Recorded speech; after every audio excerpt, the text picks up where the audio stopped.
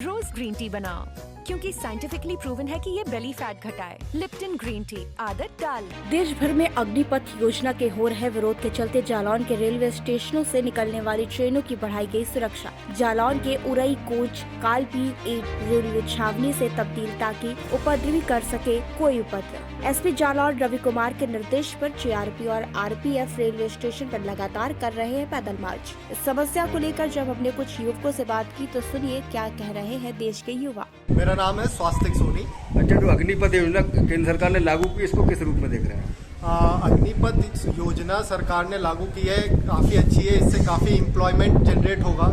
लेकिन बस इसमें मैं असहमत हूँ कि अगर 4 साल कोई अपना करियर जो बनाना है, जो मुख्य जो 4 साल है किसी के, वो अपना आर्मी को दे देगा, इसके बाद वो अपने घर परिवार को कैसे चलाएगा?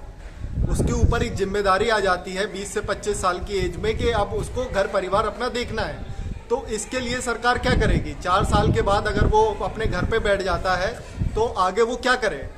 तो मेरे हिसाब से इसको भी सरकार को, इस पहलू को भी सरकार को देखना चाहिए और इसी के हिसाब से उन्हें ये अग्निपथ योजना को डिजाइन करके, फ्रेम करके दोबारा चालू करना चाहिए। अनूप खरे सर, अग्निपथ योजना को लेकर क्या कहना चाहेंगे? अग्निपथ योजना के तौर पर हम यही कहेंगे कि जो हिंसाएं हो रही हैं हर जगह जहां पर देखा जा रहा है छात्रों में, तो सबसे पहले तो ये है कि छात्रों को मतलब जानकारी नहीं है। सरकार के द्वारा जो सूची बनाई गई है उसकी जानकारी नहीं है, तो पहले तो जानकारी लें, इसके बाद कुछ करें। और मैं इसका विरोध करता हूं क्योंकि जो पिछली भर्तियां हुई हैं, कुछ छात्र उसकी तैयारी करके पहले बैठे हुए थे। अब कारण क्या है कि वो तैयारी, उनका मकसद था कि हम भाई जवान बनेंगे, सेना में जाएंगे, और जो मतलब पहले होता था पीरियड बड़ा था, अब 4 साल के लिए उनका क्या है, मनोबल डाउन हो गया।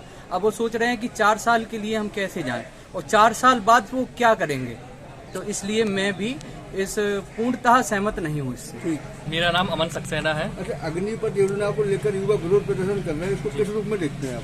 मुझे जहाँ तक लगता है कि सरकार को कोई भी नियम अगर लाना चाहिए तो उसकी समीक्षा ग्राउंड लेवल से करनी चाहिए। आज जगह जगह हिंसा हो रही है देश में, उसका एक प्रमुख कारण यही है कि छात्रों को इसकी जानकारी नहीं है। हालांकि मैं इसका विरोध करता हूँ, कहीं ना कहीं सरकार की भी गलती है। अगर सरकार कोई भी अगर इस प्रकार का अगर नियम लेके आ रही है तो पहले उनको छात्र नेता से लेके शिक्षा जगत के जो बड़े बड़े दिग्गज हैं उनसे बात करनी चाहिए, समझना चाहिए कि असल में छात्र क्या चाहता है, छात्र हित में क्या है। वहीं दूसरी प्रकार छात्रों को भी इस प्रकार की हिंसा का पूर्णतः विरोध करना चाहिए, क्योंकि छात्रों के हित में मुझे नहीं लगता किसी भी प्रकार की हिंसा है। लेकिन बशर्ते मुझे लगता है कि सरकार को एक बार अपनी बात को सभी बच्चों के सामने, सभी विद्यार्थियों के सामने पूरे तौर पर एक बार क्लियर कर देना चाहिए कि असल में सरकार क्या चाहती है। क्योंकि बहुत से छात्र भ्रमित हैं, उनको पता ही नहीं है कि असल में ये है क्या। बस उनसे बोल दिया गया, एक पूरी भीड़ की तरह एक चाल चल रहे हैं सभी लोग कि हाँ, ऊपर से बोल दिया गया कि हाँ ऐसा ऐसा ऐसा है। लेकिन वही गलती सब लोग कर रहे हैं कि बिना जाने आगे कहीं कोई दंगा कर रहा है, कहीं कोई फसाद कर रहा है। जबकि मुझे लगता है कि छात्रों को उसके बारे में पूरी समीक्षा करनी चाहिए, पूरी जानना चाहिए, उसके बाद ही आगे कोई कदम उठाना चाहिए।